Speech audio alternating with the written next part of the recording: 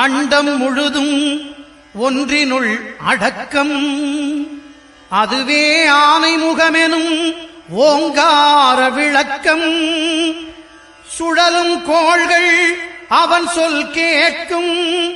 அவனை தொழுதால் போதும் நல்லதே நடக்கும்.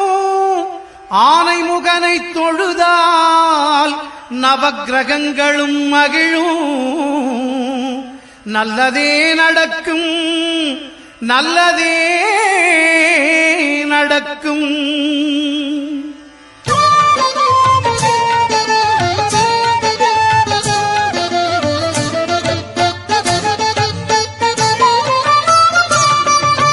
ஒன்பது கோளும் ஒன்றாய் காண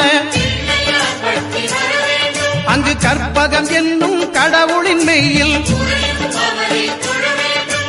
ஒன்பது கோளும் ஒன்றாய் காண அங்கு கற்பகம் என்னும் கடவுளின் மெய்யில்.